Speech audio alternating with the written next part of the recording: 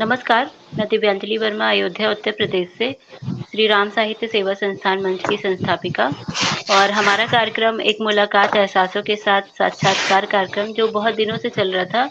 तो उसी कार्यक्रम की श्रृंखला में आज हमारे साथ कमलेश शर्मा जी, डॉक्टर कमलेश शर्मा जी हरिद्वार से उपस्थित हैं।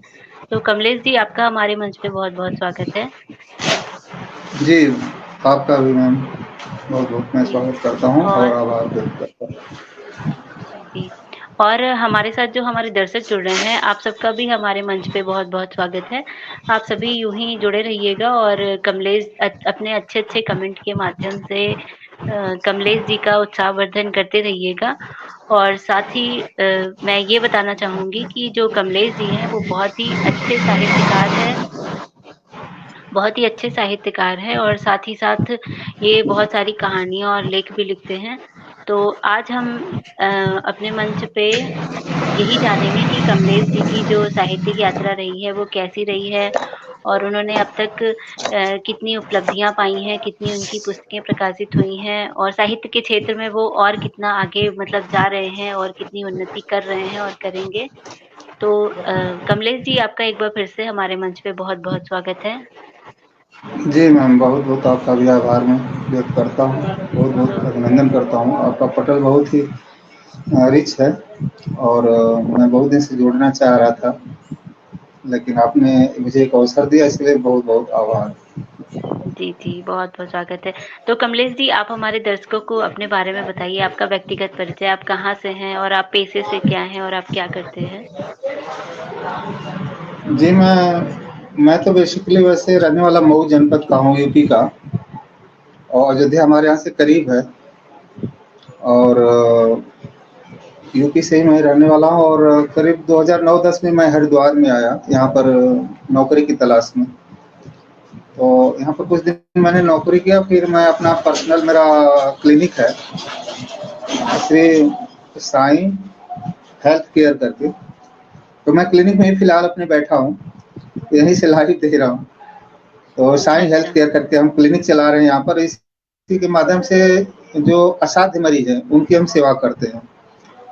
ऐसे मरीज जो कहीं भी ठीक नहीं हो रहे हैं, चाहे भले ही वो कैंसर ही क्यों ना हो, उसका भी हम लोग ट्रीटमेंट करते हैं और समाज को एक सेवा प्रदान करें। जो कहीं भी मरीज कोई ठीक नहीं होता, उसे हम अपने ट्रीटमेंट के माध्यम से सही करते हैं, चाहे वो सफ़ेद दाग हो, गठिया हो, जोड़ों का दर्द हो। बहुत दिनों से जो बहुत से मरीज ग्रसित रहते हैं, तो ऐसे मरीजों को हम बहुत कम पैसों में उनको ट्रीटमेंट उपलब्ध कराते हैं। हमारी कोशिश रहती है कि ऐसे समाज के बहुत से ऐसे गरीब लोग हैं जो कि बड़े-बड़े अस्पतालों में इलाज नहीं करवा पाते हैं। हमारा बड़े-बड़े अस्पतालों से भी कॉन्टैक्ट है, अगर ऐसे मरीज जिनको ऑपरेशन की आवश्यकता है, तो उन्हें हम बड़े अस्पताल में ऑपरेशन भी करवाते हैं। यहाँ हरिद्वार में बहुत ही बड़े-बड़े अस्पताल हैं, तो वहाँ के जो सर्जन लोग हैं हमसे परिचित हैं।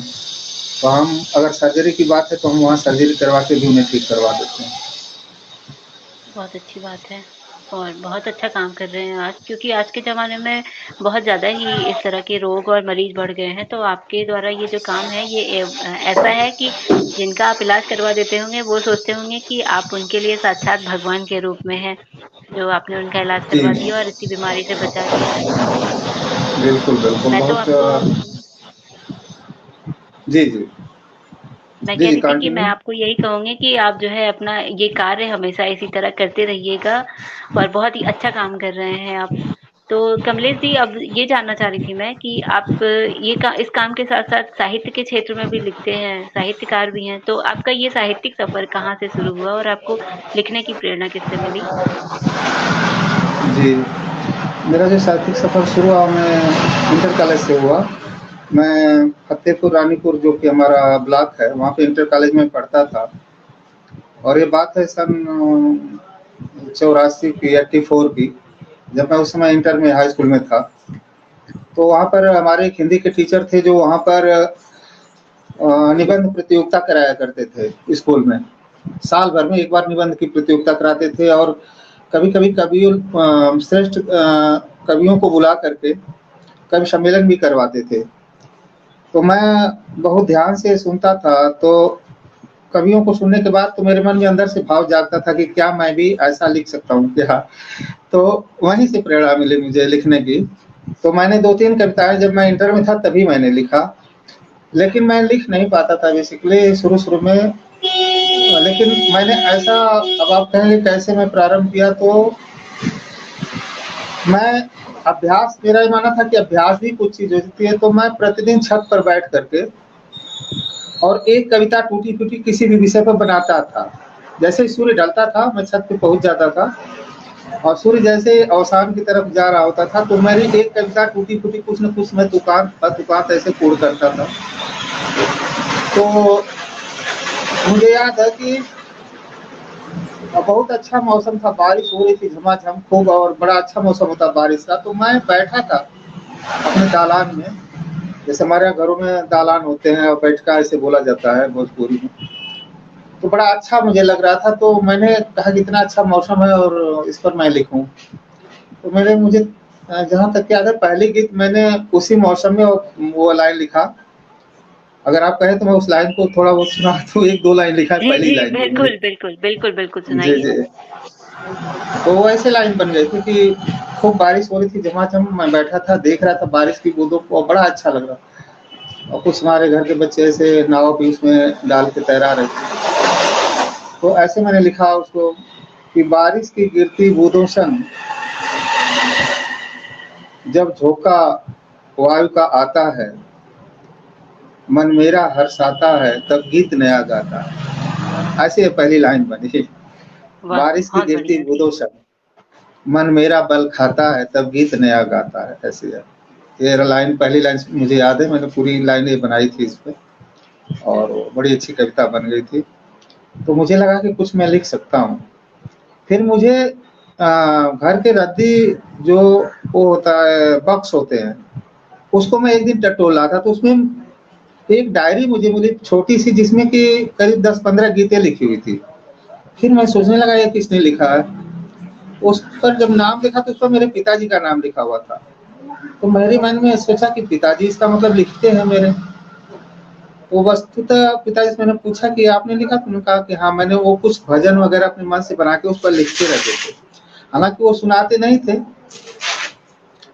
तो तब मुझे लगा कि मैं भी लिख सकता हूँ। ऐसे-ऐसे मेरी मतलब साहित्यिक साधना प्रारंभ हुई और फिर जब मैं थोड़ा और बड़ा हुआ तो मैं जहाँ-जहाँ गया, जिस जनपद में रहता था बेसिकली मैं पढ़ाने का काम करता था। जैसे आजमगढ़ भी मैं पढ़ाया शहरों में और आपके मऊ जिला में, तो वहाँ के जो श्रेष्ठ कवि लोग रहते थे उनके घर में जाता था और उनसे भी मैं अपनी रचनाएँ दिखाता था, उनसे टिप्स भी लेता था। वो बताते थे कि देखिए ऐसे लिखना चाहिए। तो जो वरिष्ठ कवि लोग रहते थे उनसे काफ़ी मार्गदर्शन मुझे मिला लिखने का, क्योंकि मुझे पता था कि जब तक उन लोगों का मार्गदर्शन नहीं मिलेगा तो मैं सही नहीं लिख पाऊँगा। तो जो लिखा था उन्हें दिखाता था, फिर वो लोग कहते थे नहीं-नहीं बहुत अच्छा लिखा आपने, ऐसे लोग शाबाशी देते थे। इस तरह यात्रा मेरी प्रारंभ हुई। बहुत ही बढ़िया है। तो मैं एक बात कहना चाहूँगी कि आपको जो वो डायरी मिली थी वो शायद ये पहला आपका प्रोत्साहन था कि आप जो है लिख सकते हैं, क्योंकि आपके पापा लिखते थे तो ये आपको जेनेटिक मिला हुआ है। और जी, जी। जो आपने आपने जो बताया कि बड़े लोगों से आपको तारीफ़ मिलती है कि मतलब वो बताते थे आप सही लिख रहे हैं, तो इस तरह का प्रोत्साहन जब ज़िंदगी में मिलता है तो आदमी और लिखने की जी। प्रेरणा पाता है, वो और भी लिखता ही है। जी, मैं तो बेसिकली सब ऐसा था कि मैं बताइए? टीचर लाइन से जुड़ा था, तो मैं पढ़ाता था और पढ़ाता था तो बच्चों को जैसे गीत वगैरह, तो प्रिंसिपल ने ये देखा कि ये गीत वगैरह में इनका ज़्यादा वो है, इंटरेस्ट है। तो बेसिकली मुझे सांस्कृतिक कार्यक्रम के लिए बच्चों को तैयार करने के लिए वो मुझे लगा देते थे कि आप इनका तैयार करवाओ, एनुअल जो फंक्शन होता है, सब बच्चों को बताओ कैसे गीत गाते हैं, क्या-क्या। तो बेसिकली मैं बता तो देता था उनको और उनको याद करवाता था, उनको एक्टिंग भी बताता था, सब कुछ बताता था, लेकिन कहीं न कहीं मिस्टेक रह जाता था। क्योंकि मुझे गीत का जो अवस्था जो संगीत कही जाती है उसका नॉलेज नहीं था मेरे को। तो जब मैं आजमगढ़ गया तो जैसे मैं कोई कार्यक्रम बच्चों को तैयार करा देता था और जब उसका अंतिम रिहर्सल होता है तो अंतिम रिहर्सल कराने के लिए जो प्रिंसिपल हैं, वो कुछ अच्छे सिद्धहस्त कलाकारों को बुलाते थे। फिर वो वाद्य यंत्र पर उनका रिहर्सल होता था।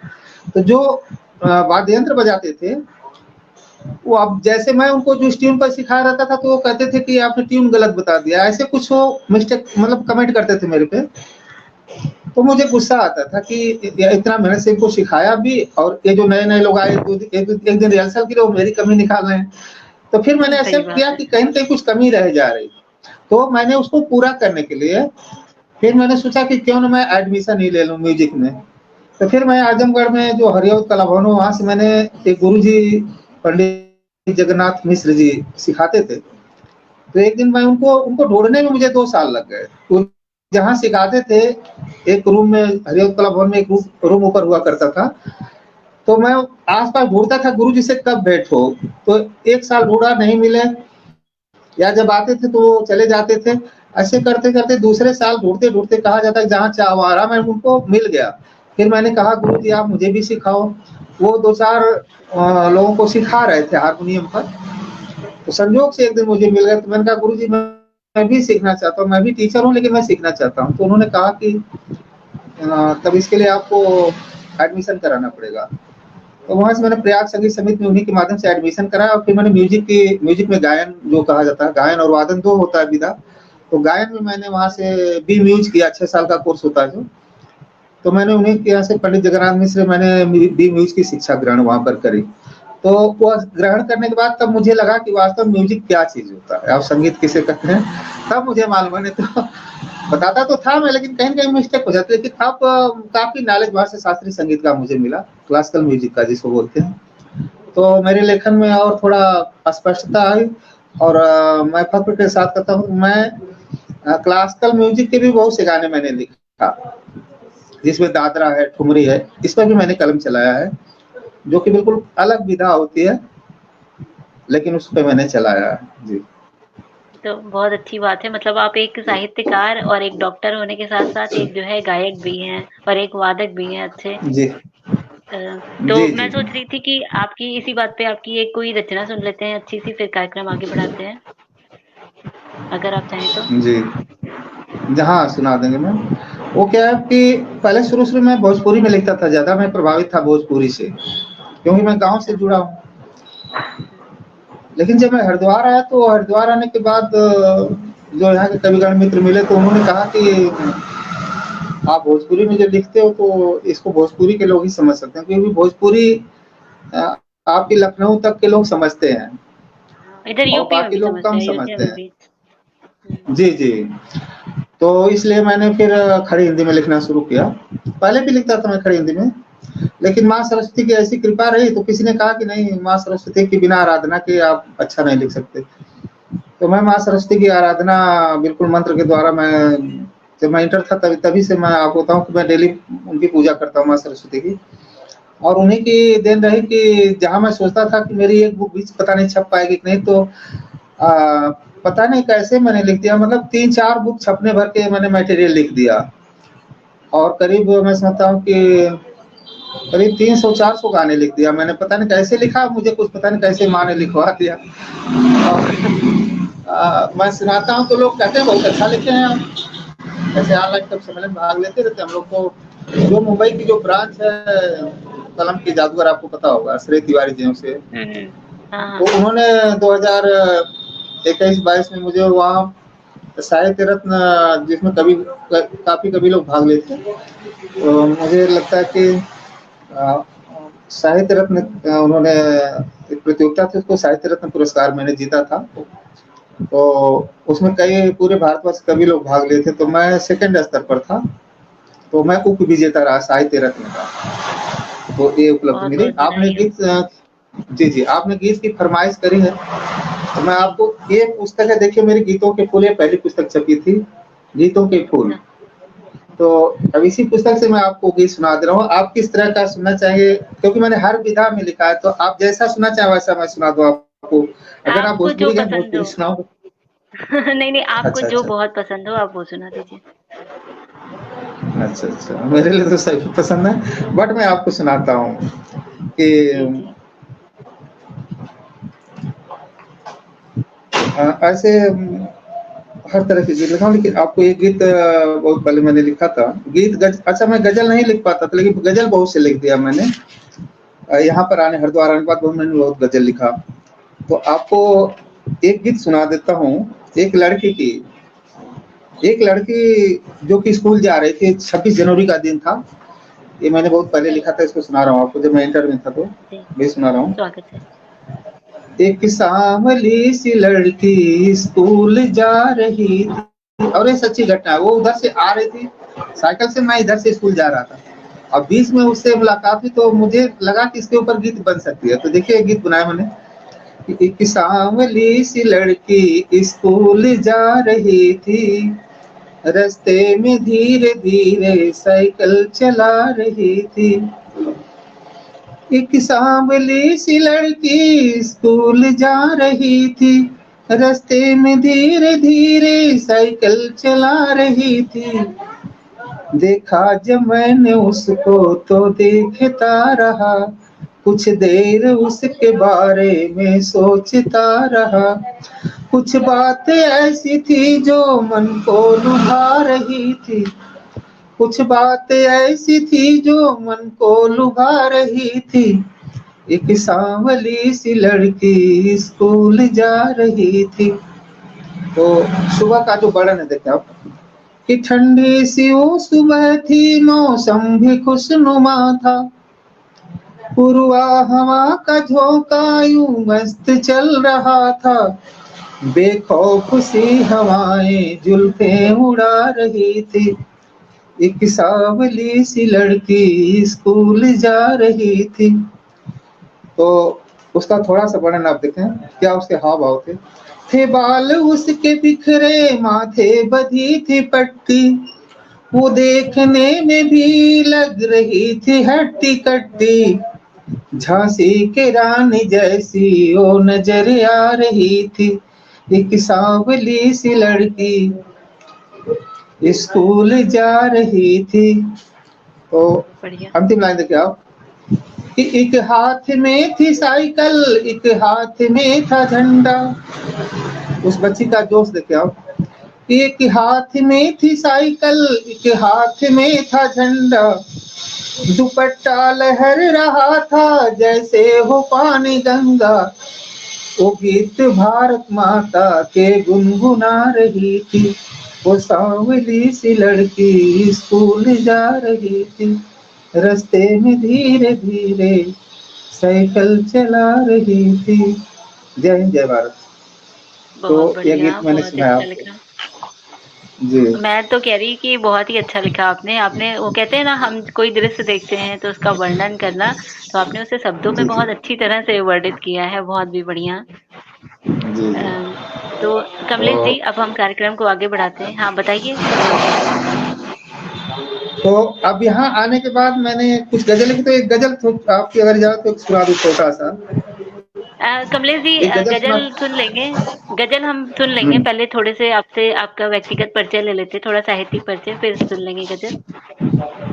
तो जी जी अ, जी, ठीक है, ओके। कमलेश जी, अब मैं आपसे जानना चाह रही थी कि आपने बताया आपको संगीत में रुचि है और आपकी साहित्यिक रुचि भी है, तो इसके अलावा आपकी और क्या-क्या रुचियाँ हैं? आप उसके बारे में कुछ चर्चा कीजिए।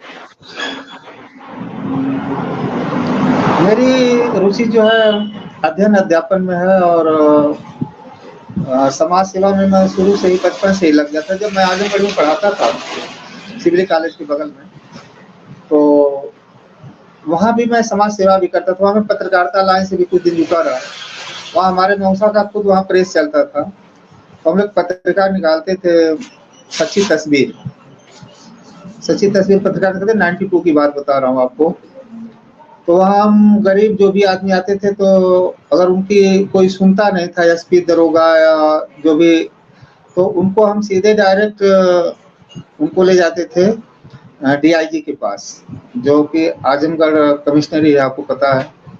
वहाँ डीआईजी साहब बैठे थे, तो डीआईजी के पास उस आदमी को ले जाते थे, और उसकी जो समस्याएं रहती थी उनसे करके हल करवाते थे। तो मुझे मेरे साथ बड़ा अच्छा रहा कि मैंने पत्रकारिता लाइन में भी कुछ दिन काम किया। तो इससे फायदा हुआ कि मेरे अंदर का डर खत्म हो गया, जो समाज में लोगों को होता है, जैसे पुलिस को देख के लोग डर जाते हैं, तो वो चीजें बिल्कुल। खत्म हो गई, मतलब। जी जी, तो ये भी मेरे साथ बड़ा ही रहा। तो हालांकि जो आजमगढ़ में जो पुलिस विभाग के एसओ थे या सीओ थे, कौन थे, मतलब उनको एक गाड़ी सरकारी मिली थी, इतना मुझे याद है। उनके बच्चों को मैं ट्यूशन भी पढ़ाता था, तो वो मुझसे कहते थे कि अगर आपको आजमगढ़ हालाँकि एक शहर है, इस तरह का क्राइम ज़्यादा है, तो वो कहते थे अगर आपको कोई आँख भी दिखाए तो आप मुझे बताना, मैं उसको देखता हूँ। तो मैं टीचर लाइन से भी जुड़ा था, मेरे साथ अच्छी बातें रही और मैं पत्रकारिता से जुड़ा, तो मैं कहता सब कोई बात नहीं, हम लोग टीचर लाइन, हम लोग किसी से कोई मतलब ही नहीं है। समाज सेवा तभी करते थे, आज भी कर रहे हैं और अध्यापन से जुड़े तो आज भी हरिद्वार में हम यहाँ डॉक्टरी पेशे से जुड़े लोगों की सेवा करते हैं और यहाँ भी हम जो मेडिकल की पढ़ाई बच्चे करते हैं उन्हें हम पढ़ाते भी हैं। उन्हें जो मेडिकल की बुकें हैं, जैसे अभी हम 2 विषय पढ़ा रहे हैं उनको, ऑप्थोमोलॉजी नेत्र विज्ञान और पेडियाट्रिक बाल चिकित्सा, ये 2 विषय हम मेडिकल के बच्चों को पढ़ाते हैं और आप बिलीव नहीं करोगे, उनको बिल्कुल फ्री ऑफ कॉस्ट पढ़ाते हैं, बिल्कुल फ्री में पढ़ाते हैं, उनका पैसा नहीं लेते हमसे।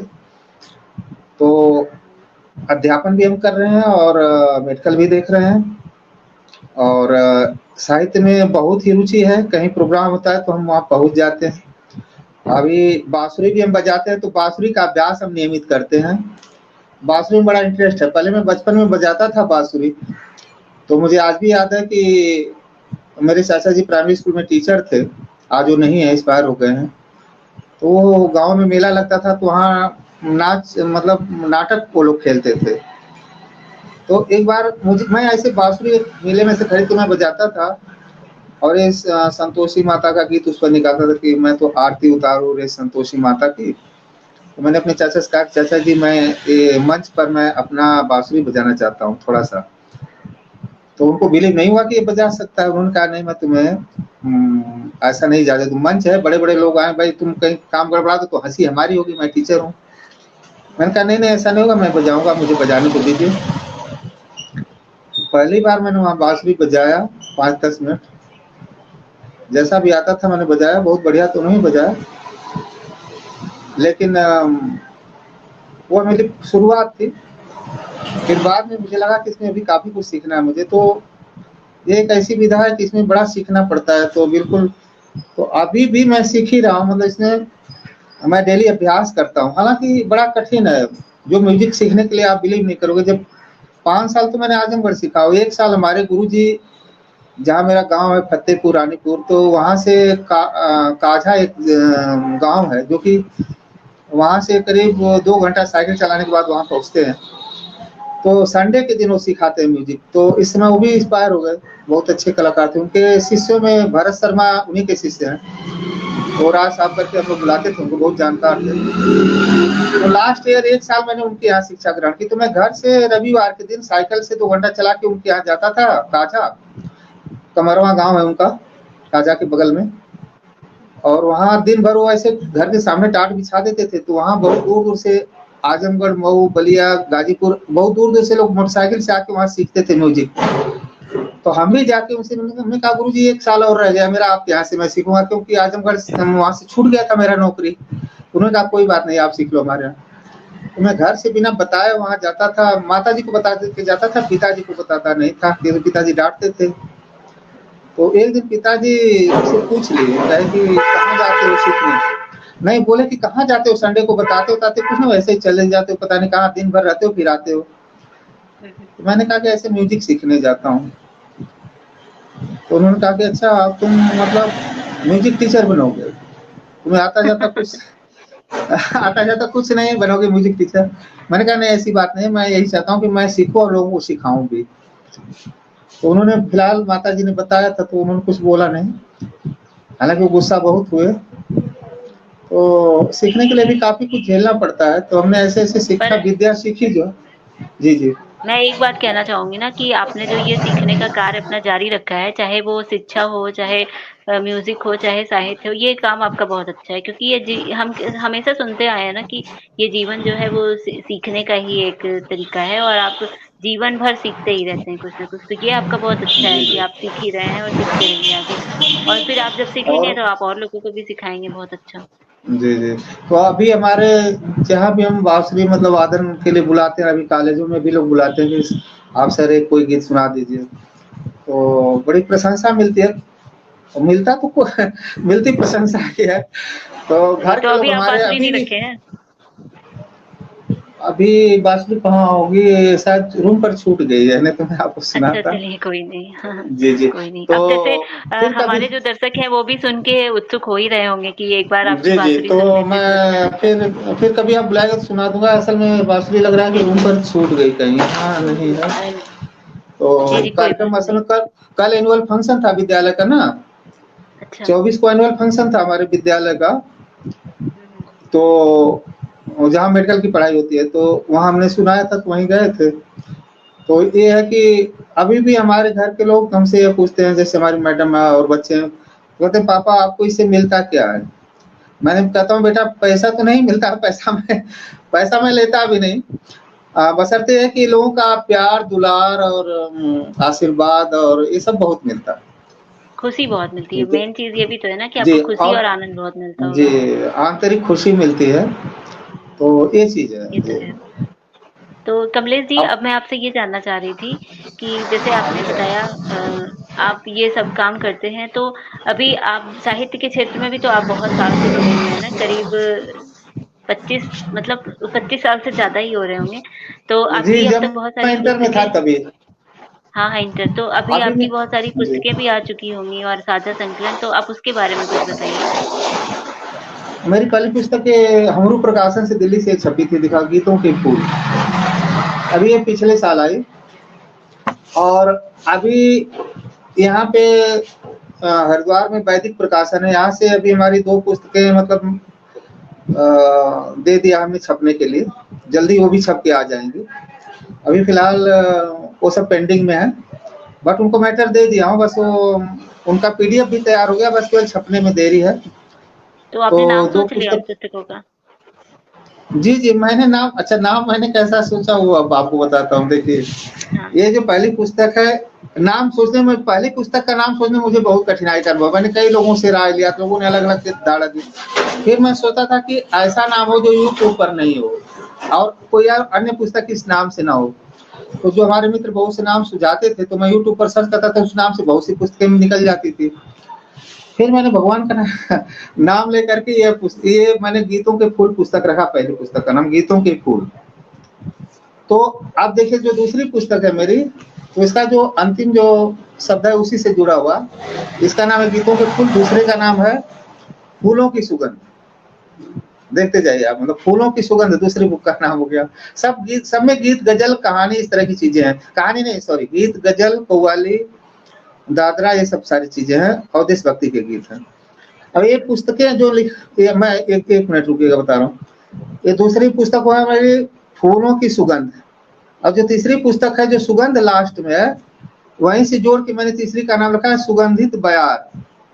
सुगंधित प्लस बयार, बयार थोड़ा-सा ये शब्द भोजपुरी का है। तो क्योंकि इस पुस्तक में भोजपुरी के अधिकतर ज़्यादा गाने, इसलिए मैंने आधे आधा सुगंधित लिखा, आधा बयार। ये सुगंधित बयार तीसरी बुक का नाम मैंने रख दिया है। अभी चौथी का नाम रखा नहीं है, अब चौथी पे काम चल रहा है। तो इस तरह से अब जो पुस्तक लिखने का मेरा ये था कि ये जो बुक जो भी लिखा हूँ मैं, इसमें जो भी चीज़ें हैं, इसमें समसामयिक भी हैं और जो युद्ध चल रहा है आज देश के अंदर वो भी है। अभी रूस और यूक्रेन का युद्ध चल रहा था, अभी भी कुछ चल रहा है वहाँ पे, बहुत दिन से चल रहा है, उस पर लिखा मैंने।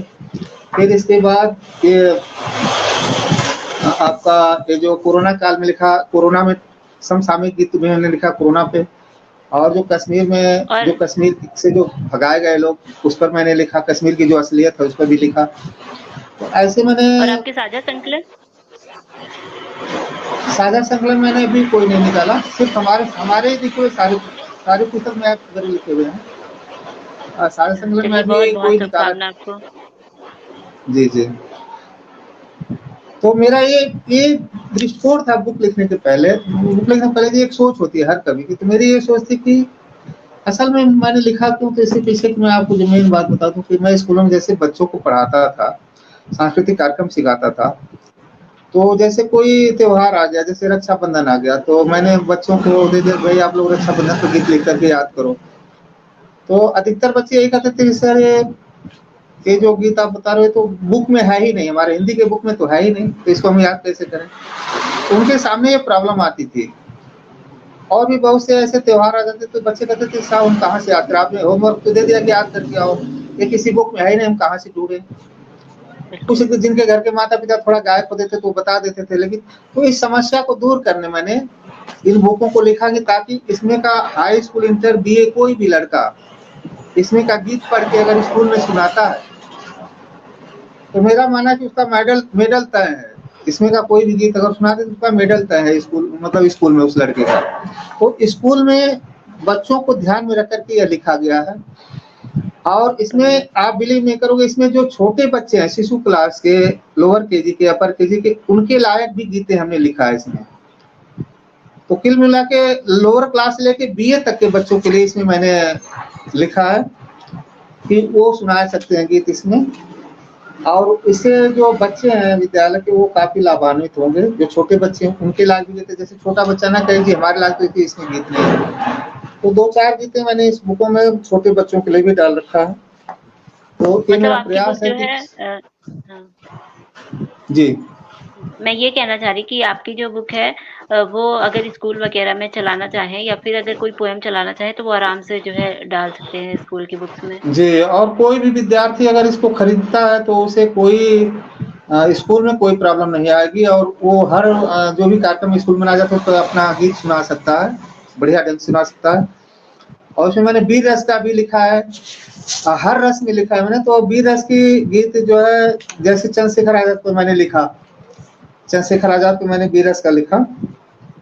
तो अगर आपकी इजाजत हो तो 2 लाइन सुना दें इसको। हाँ, हाँ, सुना दीजिए। फिर कार्यक्रम आगे बढ़ाते हैं। जी। तो ये चंद्रशेखर आजाद पे देख लें आप, छोटा सा रचना लिखा मैंने वीर रस की। उनका इलाहाबाद में कैसे उनका निधन हुआ, वहाँ पर लड़ाई करते हुए मारे गए, और महान क्रांतिकारी थे। तो अनमोल रतन शीर्षक से ये लिखा मैंने कि खड़ा जो देश के लिए, इसको बहुत तेज बोलने पर इसका वीर रस का भाव जो बहुत तेज बोलने पर तो इसका भाव प्रकट होता है। और इसका जो अस्थायी भाव उत्साह है, उत्साह का जागृत, अगर इसको पढ़ने से उत्साह जागृत होता है तो समझ आए कि वही वीर रस की माना जाता है। तो इसको देखिए आप कि खड़ा जो देश के लिए, अड़ा जो देश के लिए, इसकी प्रस्तुति, मेन चीज प्रस्तुति होती है। और इसमें बहुत शब्दों को बहुत ढंग से कहना पड़ता है, लेकिन फिर भी मैं थोड़ा सा ऊंचे शब्द में बोल रहा हूँ, आपको अच्छा लगा। खड़ा जो देश के लिए, अड़ा जो देश के लिए, सपूत वीर है वही लड़ा जो देश के लिए। कभी न पैरवाह की जो अपने जान की, कभी नहीं भी चाह की जो अपने मान की। कफन को बाद भेड़ियों पे टूट पड़ा ओ, गोली के जैसे शत्रु दल पे छूट पड़ा ओ। करता है देश उनका परवाह आज भी, लोगों में बसी है उन्हीं की चाह आज भी। उनसे ही दमकता हुआ भारत का भाल है, मर कर भी अमर आज वे भारत के लाल हैं। जब घिर गया समर में फिर भी नहीं डराओ, लड़ता रहा अकेले उत्साह से भराओ। शेरों की तरह क्रुद्ध हो दहाड़ रहा था, वह गीदड़ों के झुंड को ललकार रहा था। लाशों का ढेर पल में जिसने बिछा दिया, कहते हैं वीर किसको उसने बता दिया। जब बची एक गोली तो खुद ही दाग डाली, जब बची एक गोली तो खुद ही दाग डाली। बोला मैं आ रहा हूँ, फैलाओ झोली खाली, इस अपने लाडले को तू गोद में उठा लो। मैं थक गया, मैं थक गया बहुत हूँ माँ गोद में सुला लो। भारत माँ की जय बोलकर वह लाल सो गया, अनमोल रतन भारत माता का खो गया। तो जय हिंद बहुत जय भारत। बढ़िया देखिए लिखा है आपने ये। इसको पढ़ते समय मैं बहुत बहुत भावुक हो गया सर, मैं देखिए बिल्कुल। लग रहा है मैं मैं रो कहूँ तो पड़ूंगा। आपने बहुत अच्छा लिखा है और सच में उस घटना को आपने अपने शब्दों में बयां कर दिया है। इसे पढ़ के ही लगता है कि वो जो चित्र था उस टाइम का वो एकदम आगे सामने नजरों के सामने जो जी है चित्रित हो गया है। कमलेश जी, जी अब जी जो है हम बिल्कुल कार्यक्रम को बिल्कुल। आगे बढ़ाते हैं। मैं आपसे ये जानना चाह जी रही थी कि आप जी बहुत जी सालों से लिख रहे हैं और बहुत सारे मंचों पे आप एक्टिव रहते हैं, तो आपको अब तक जी जी। बहुत सारी साहित्यिक उपलब्धियां, सम्मान पत्र और ये सब मिल चुके होंगे। तो अभी तक आपको कितने सम्मान पत्र और उपलब्धियां मिल चुके हैं और उसमें सबसे खास आपको कौन सा लगा, उसके बारे में भी बताइएगा। सम्मान जो भी कम समय ऑनलाइन होते हैं तो बराबर मिलते रहते हैं। और जो खास तौर से मैं बहुत दिनों तक तो मैं पहले एक मंच से जुड़ा था आपके जो कलम के जादूगर है उससे जुड़ा था। तो उसको श्रेय तिवारी जी ने शुरू-शुरू में शुरू किया तो उसमें बहुत सी प्रतियोगिताएँ होती जिसमें कि मैं करीब 5-6 प्रतियोगिताओं में फर्स्ट आया था। उसमें बहुत लोग करीब 40-45 लेखक कवि लोग लिखते थे तो उसमें जो फर्स्ट आता था उसको इनाम देते थे। तो उन्हें बराबर मुझे जब मैं आता था फर्स्ट, सेकंड ऐसे कुछ आता था मुझे देते रहते थे इनाम वो ऐसे कागज़ पर ही बना कर के। और मुझे मेरा सबसे अच्छा पल वो रहा जब मुझे साहित्य रत्न की पुरस्कार उन्होंने जो कि मेरे लिए अच्छा था अचीव करना। साहित्य रत्न का पुरस्कार मिला तो मुझे बहुत ही अंदर से खुशी मिली कि चलिए पुरस्कार तो मुझे अच्छा मिला, साहित्य रत्न जिसको कहते हैं। और अभी अभी 2-3 दिन पहले एक काव्य मंच और है, साहित्यिक दरबार जो कि जया हिंदवाल जी वहाँ से हैं, देहरादून से निकालती हैं। तो उनके वो मैंने ऑनलाइन का भी भाग लिया था तो उन्होंने साहित्य पुरोधा करके ऐसे साहित्य का मतलब मुझे पुरस्कार दिया था साहित्य पुरोधा करके। तो ऐसे बहुत से पुरस्कार ऐसा हुआ कि जो पुरस्कार मिलते रहते थे मैं अभी उनका ये सोचा था कि फ़ोटो में छपा करके कहीं टाँगूँगा। तो एक बार ऐसा हुआ सब डिलीट हो गया मेरे मोबाइल से, डिलीट हो गया था। बहुत से पुरस्कार डिलीट हो गए, लेकिन फिलहाल अभी साहित्य रत्न और साहित्य पुरोधा ऐसे जो पुरस्कार मिले वो सब अभी हमने उनको रखा, उसको मढ़वा करके फ़ोटो में कैमरे में लगाऊँगा उसको। क्योंकि पुरस्कार है वो अपने बड़ा ही अच्छा लगता है। पुरस्कार चाहे छोटा हो या बड़ा हो, तो मन में जो खुशी मिलती है मैं समझता हूँ कि उस खुशी के बराबर और दुनिया की कोई कोई भी खुशी नहीं। चीज़ नहीं है, मैं समझता हूँ। जी, मैं जी। आपको बताऊँ तो जब पुरस्कार मिलते हैं मतलब जैसे साहित्यकार जब लिखते हैं उसे पुरस्कार मिलते हैं तो उसे एक और प्रोत्साहन मिलता है कुछ और अच्छा लिखने का।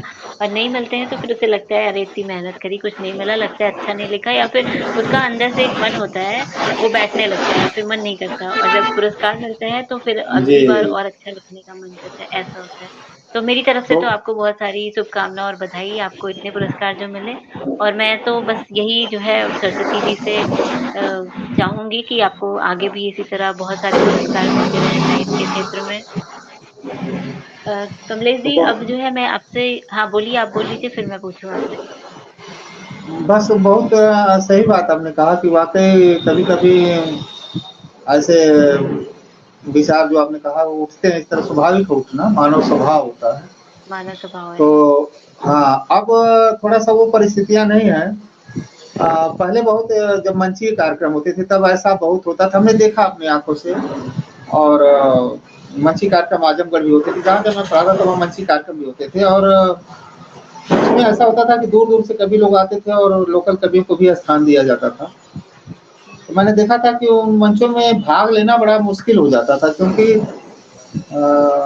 इतने कवि लोग हो जाते थे कि दिक्कत होती थी। तो मैं अधिकतर दर्शक दीर्घा में ही बैठता था आगे। जब बुलाते थे लोग तभी मैं आगे ऊपर जाता तो मैं कभी-कभी ऐसा हो जाता था कि देखने वालों की संख्या कम पड़ जाती थी और काव्य पाठ करने वालों की ज़्यादा हो जाती थी। ऐसी-ऐसी कभी परिस्थितियाँ आ जाती थी। तो मैं अधिकतर दर्शक दीर्घा में ज़्यादातर बैठता था और बहुत अच्छे-अच्छे साहित्यकारों को मैंने देखा कि उन्हें मंच नहीं मिल पाता था। आज मैं बहुत बड़ा शुक्रगुज़ार हूँ आप जैसे लोगों का और नारी शक्ति का कि आप जैसे जो नारी शक्तियाँ हैं और आप हैं जैसे लखनऊ से हैं सरिता त्रिपाठी, आप भी लखनऊ से बेसिकली हैं, अयोध्या नहीं, से नहीं हैं मैं मैम या लखनऊ अयोध्या से? अयोध्या अयोध्या से उत्तर प्रदेश। हैं। जी, तो आपसे पहले हम लखनऊ से जो सरिता त्रिपाठी जी हैं जानती होंगी आप, उनके मंच से बहुत दिन से अभी भी जुड़ा हूँ और उन्होंने मुझे अपने हर कार्यक्रम में ऑनलाइन बुलाया मुझे और बहुत मैं यही आश्चर्य करता हूँ कि जो नारी शक्ति हैं, उनके अंदर भगवान ने कितना मतलब उनके अंदर वो दे रखा है कि वो सारा काम करते हुए टाइम कैसे निकाल लेते हैं। मतलब उनको चूल्हा-चौका भी करना होता है, सबको खाना भी बनाना है, फिर इसके बाद कार्यक्रम भी आयोजित करती हैं। तो मैं तो बहुत द्रवीभूत हूँ और मैं आप बिलीव नहीं करोगे मैंने नारियों के ऊपर ना चाहते हुए मैंने करीब 15-20 गाने लिख दिए, 15-20 गीत लिख दिए नारियों के ऊपर और मेरी बहुत अच्छी रचना अ, बहुत अच्छी-अच्छी रचना बहुत प्रशंसा मिली मुझे और अब क्या बताऊँ आपको मैं मैं बहुत आपको एक भावुक बात हो जाता कहूँ हूँ। मैं जी, आपको जी। एक बात बताती हूँ, जैसे अभी आपने बताया ना कि आप म्यूज़िक भी सीखते हैं और साथ में साहित्य भी कर रहे हैं और पढ़ाते भी हैं और आपको इन सब में बहुत खुशी मिलती है। बस वही हम नारियों का भी है कि जिस काम में हमें खुशी मिलती है, हम वो काम करते ही हैं, चाहे जैसे भी टाइम निकाल के करें। तो बस आप जी, इसे यही समझिए कि हमें ये सब काम करने से खुशी मिलती है, चाहे ये मैं हूँ, चाहे दूसरी और कोई भी हो, सबको ही। जी। एक बात यहाँ पे मैं ये कहना चाहूँगा, बहुत हाँ, से महात्मा लोग या विद्वान जन यही कहते हैं कि बहुत से लोग ये कहते हैं कि लोग कहते हैं भगवान सृष्टि को भगवान ने बनाया है। सही बात है, उन्होंने बनाया। तो लोग कहते हैं कि सृष्टि बनाए लोग जिंदा होते हैं, फिर मर भी जाते हैं, मतलब उत्थान-पतन होता रहता है सृष्टि में। तो लोग कहते हैं भगवान को इससे मिलता क्या है? एक प्रश्न बहुत से लोग विद्वानों से भी पूछते हैं कि आखिर भगवान ऐसा क्यों करते? बनाते हैं, फिर मिटाते भी हैं, तो फ़ायदा क्या है बनाने में? तो ये जो विद्वान लोग इसका ये उत्तर देते हैं कि ये सब भगवान जो करते हैं वो अपने स्वांतः सुखाय के लिए करते हैं। स्वांतः सुखाय, और वही काम हम कभी लोग भी करते हैं, स्वांतः सुखाय। सब मूल वही, वही है। जी, हम सही भी है, कविता हो बनाते हैं, सकता है। बिगाड़ते हैं। जी, हाँ, हो सकता है, ऐसा भी हो सकता है क्योंकि इसके बारे में कोई किसी को पता नहीं है, तो हो सकता है ऐसा भी कुछ बात हो सकती है। तो कमलेश जी लेकिन अब जो है कार्यक्रम को हाँ, बताइए? मूल बताइए में पहले जो बताइए। जो लाइफ का जो एम होता है, जैसा कि हमारे बताया गया है लोगों ने, जैसा कि संस्कृत का जो श्लोक आपने भी पढ़ा होगा, बेसिकली दिव्यांजलि जी, आपकी एज कितनी, सॉरी आप मुझे क्षमा कीजिएगा, आपकी एज कितनी होगी इस समय? मेरी एज 30 के आसपास है। 30 के आसपास। तो बेसिकली आपने भी बुकों में पढ़ा होगा संस्कृत वगैरह, उसमें एक श्लोक आता है कि विद्या ददाति विनयम विनयाद् याति पात्रताम ये तो पात्रताम बचपन से धनम। ही जी, जी, धनम आपनोति धनादि धर्म तथा सुखम। तो जो बिल्कुल। लास्ट में दिया ना तथा सुखम, धनादि धर्म तथा सुखम, लास्ट में जो सुखम की जो बात कही गई ना, तो वही लाइफ का वही एम है, उद्देश्य है, जो the aim of life, legend कर लीजिए या जो भी कर लीजिए, यही है कि मतलब वो पूरी बात कही गई कि विद्या हम क्यों ग्रहण करते हैं, विद्या से विनय मिलती है, शिष्टाचार मिलती है, और विनयात या शिष्टाचार से हमें पात्रता मिलती है, और पात्रता से धन की प्राप्ति होती है, और धन को जब हम धार्मिक कार्य में लगाते हैं तब सुख मिलता है।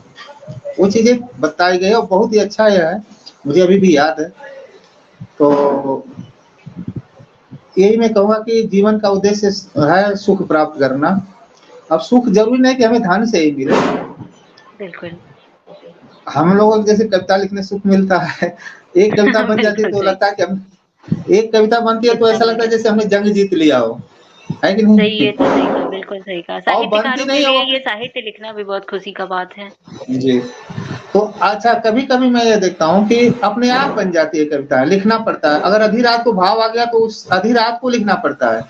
इसका कोई टाइम टेबल नहीं है कि आपको इसी टाइम लिखना है। अगर आधी रात में आई मैं कविता तो उसे लिखना पड़ेगा। मैं आपको जी। बताऊँ इस बारे में, मैंने अब तक जो है बहुत सारे लोगों के साक्षात्कार लिए, कम से कम 30 प्लस तो हो ही गए होंगे और आप यकीन नहीं करेंगे उसमें से कम 28-29 लोगों ने तो मुझे यही बात बोली है कि अगर उन्हें रात में ख़्याल आ जाता है तो रात में उठ के लिखते हैं। कहीं वो चल रहे हैं, जा रहे हैं, वहाँ ख़्याल आ गया तो वही लिखने लगते हैं। तो ये मुझे लगता है कि हम साहित्यकार मतलब जितने भी होते हैं साहित्यकार, उनकी ये नॉर्मल लाइफ़ है कि उनको इस तरह के थॉट आते ही है, चाहे रात हो, दिन हो, रोड पे चल रहे हैं, कहीं जा रहे हैं, कुछ भी कर रहे हैं, उन्हें आते ही आते हैं।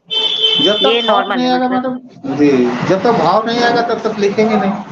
बिल्कुल, कोई साहित्यकार जो विचार होता आता है ना, वो समाज का सबसे सेंसिटिव इंसान होता है और तुरंत ही है। चीज़ों को जी, जी। ऑब्ज़र्व करके, अनुभव करके तुरंत ही लिखता है। सही कहा, बिल्कुल सही कहा आपने। कमलेश जी, जी, अब जो है हम कार्यक्रम को आगे बढ़ाते हैं। मैं आपसे ये जानना चाह रही थी कि जी। आजकल के जो साहित्यकार हैं, वो जैसे पुस्तक पढ़ने को ज़्यादा महत्व नहीं देते या फिर ऑनलाइन पुस्तक पढ़ने को महत्व देते हैं। तो मैं आपसे जानना चाह रही थी कि आपके अनुसार साहित्यकार के लिए पुस्तक पढ़ना कितना ज़रूरी है? और आप अपने जीवन में पुस्तकों को कितना महत्व देते हैं? बहुत ज़रूरी है। मैं तो इतना ही कहूँगा मैडम कि पुस्तक पढ़ना बहुत ज़रूरी है। हमसे इस प्रश्न को बहुत से लोगों ने इंटरव्यू में पूछा। सरिता त्रिपाठी जी के मन से भी बहुत से जो मंचासीन कवयित्रियाँ थी, वो मुझसे कहती थी कि आप इतना अच्छा लिख कैसे लेते हो? ये बात वो मुझसे बार-बार पूछती थी। आप वो लोग ये कहते हैं, आप इतना अच्छा लिखते हो कि इतना अच्छा उसको प्रस्तुत कैसे करते हो? तो मैं उनसे बार-बार यही कहता था कि देखिए, इसका कोई शॉर्टकट तरीका नहीं है। इसमें इसका मैं अच्छा लिख लेता हूँ, इसके पीछे यही है कि मैं बहुत लोगों को पढ़ता हूँ, और जब बहुत लोगों को पढ़ता हूँ तो उसी में से अपने आप भाव निकल कर मुझे आ जाता है कि ऐसा लिखना चाहिए। तो लिखने के लिए ज़रूरी है कि बहुत से कवियों को पढ़ा जाए, उनकी पुस्तकों को पढ़ा जाए, चाहे वो ऑनलाइन पढ़ा जाए, चाहे वो लाइब्रेरी से पढ़ा जाए, चाहे जहाँ से पढ़ा जाए, उनको पढ़ना ज़रूरी है। अभी जयशंकर प्रसाद जी, अब मैंने हिंदी से एमए किया, तो अब में तो मैंने संस्कृत से बीए किया। फिर मेरे सामने था कि हिंदी से इतना प्यार था, इसलिए मैंने हिंदी से एमए किया, और हिंदी में भी निराला, प्रसाद, पंत, ये सब हमें बहुत प्रभावित करते थे। नागार्जुन, इन्हों की रचनाएं बड़ी प्रभावित करती थी। और मैं शुरुआत में बताऊं आपको, मैं जैसे निराला जी लिखते थे, मैं उसी टाइप का तुकांत लिखता था। तो अब तो ऐसा हो गया कि अब मेरा मानना है कि जो भी गीत लिखी जाए तो उसे बच्चे जो स्कूल के हैं उसको प्रस्तुत कर सकें, और वो ढोल झाल पे और ताल लय के साथ प्रस्तुत किया जा सके, तो वो गीत अच्छी होती है। गीत और संगीत में ये अंतर, संगीत का क्या है कि संगीत जो होती है, संगीत में, संगीत की जो परिभाषा है कि गायन, वादन और नृत्य, इसमें तीनों होता है। उसमें गायन भी है, वादन भी है, नृत्य है। जब तीनों का संगम होता है तब उसको हम संगीत कहते हैं। और कवि को क्या है कि अकेले ही, उसमें वादन बिल्कुल माइनस है, अकेले उसे गीत सुनाना है। और बहुत कर सकता है तो वो अपनी एक्टिंग कर सकता है, हाथ हाव जो उसके हाथ पांव हैं उनको हिला सकता है, जिसको हम बॉडी लैंग्वेज कहते हैं, उसको प्रदर्शित कर सकता है। बाकी वाद्य यंत्र उसमें नगण्य होता है। तो गायन तो हो जा रहा है, वादन नहीं हो रहा।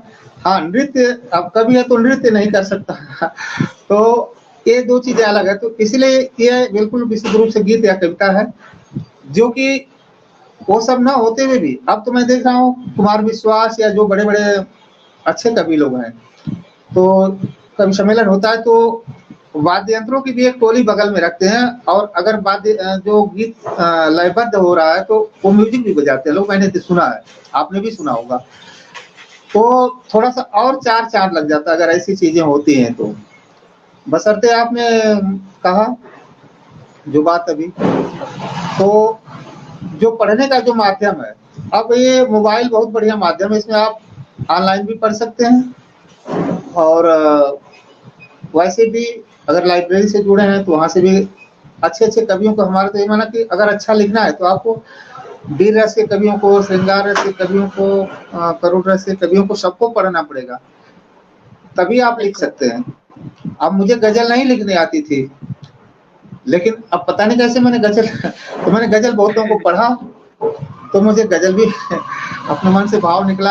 और आप बिलीव नहीं, जब मैं आजमगढ़ पढ़ा रहा था तो मैंने जो गजल एक गायक थे उनको दिया था, सिंगर को, और उस गजल को उन्होंने गोरखपुर जाके गाया, टीचर थे प्राइमरी स्कूल के, गाते भी थे। उन्होंने कहा शर्मा जी कोई नई गजल दीजिए, तो मैंने गजल लिख दिया। मैंने कहा अभी बिल्कुल नया लिखा, उसको आप गाइए। उन्होंने कहा कि आपकी गजल जब मैंने गोरखपुर में सुनाया उतना बड़े कार्यक्रम में, तो बहुत वाहवाही मिली, लोग मुझसे पूछने लगे कि इसको लिखा कौन है तो वाकई इस तरह की चीजें, किसी भी चीज को लिखना है, पढ़ना है, तो मैं शॉर्टकट में यही कहूंगा कि कवि लोगों को, जो भी नए जो कवि लोग हैं, उन्हें सबको पढ़ना पड़ेगा, और तभी उनको नए शब्दों की, अच्छा जो नए शब्दों की जानकारी होगी। जैसे बहुत से तो उर्दू के शब्द हैं, हिंदी के साथ मिलकर और अच्छा भाव देते हैं, तो उन शब्दों को भी उसका अर्थ समझ में आना चाहिए कि भाई उर्दू का जो हम शब्द लिख रहे हैं कहीं गलत वे में तो नहीं जा रहा।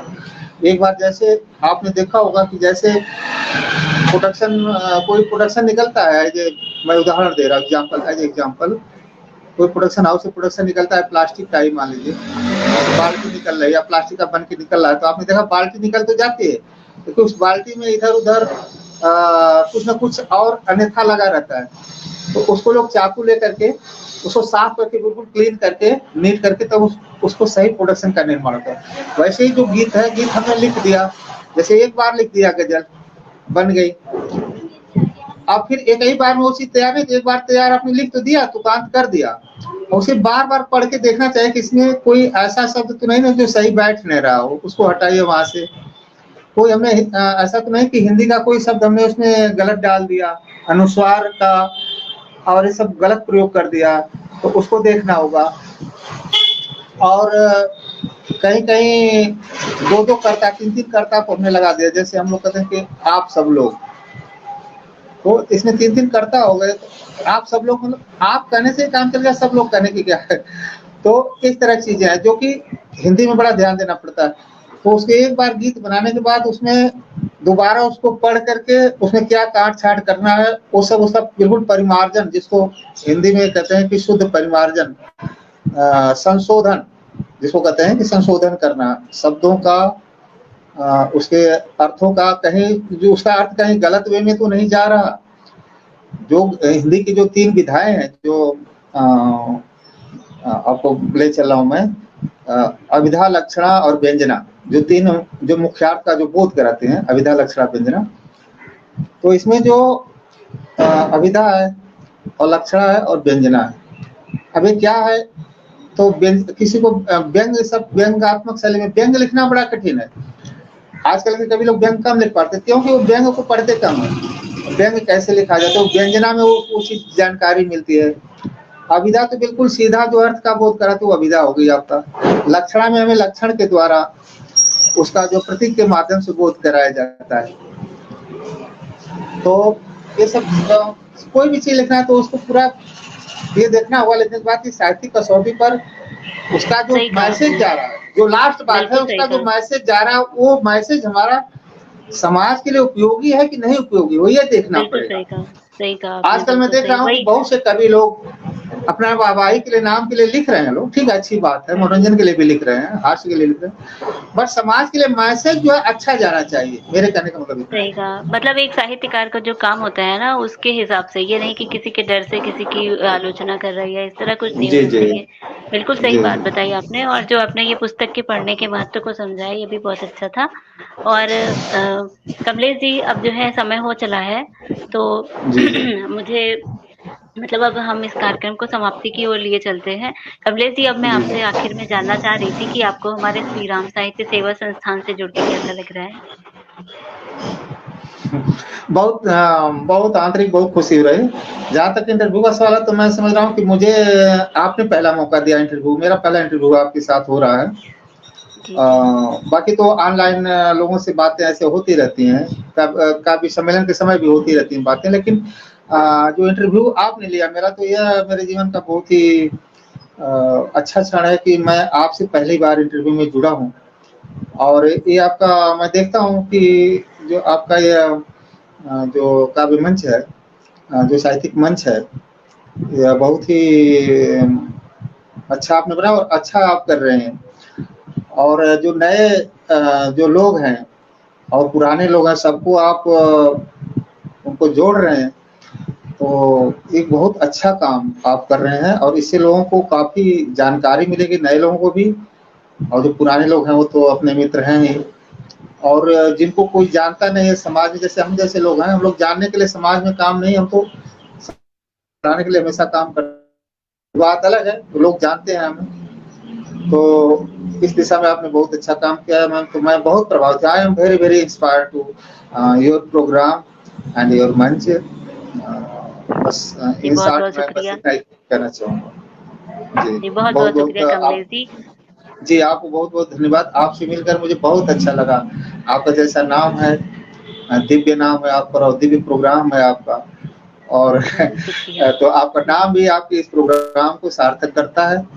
और मैं ये आशा करूँगा भविष्य में आप मुझे जब कभी भी आप मुझे बुलाएंगे, तो मैं जरूर उस समय अपना सब काम छोड़ के हाजिर रहूँगा आपके कार्यक्रम के लिए। और इसी तरह आप आगे कार्यक्रम को बढ़ाते रहें। और मैं तो कहूँगा कि जब आपके पास अच्छे कवि और लोगों का तैयार हो जाए एक संकलन, तो आप कुछ मंची कार्यक्रम भी करें, तो उसमें भी हम आपके साथ जरूर आएंगे। जी, इतना ही कहना चाहेंगे। जी। और मैं कहना चाह रही थी कि कमलेश जी, आपका बहुत बहुत शुक्रिया, आपने हमें अपना इतना कीमती समय दिया और इतनी अच्छी अच्छी बातें बताई अपने बारे में, और साथ ही आपके साहित्यिक सफर के बारे में भी बताया। तो अब जो है समय हो चला है, अब जो है मैं आपसे विदा लेना चाहूंगी। जय श्री राम। जय श्री राम। जय श्री राम। नमस्ते। कुछ त्रुटियां हो तो बस उसके लिए क्षमा प्रार्थी हूँ। फिर मिलते रहेंगे आपको। जय श्री राम। जय श्री राम।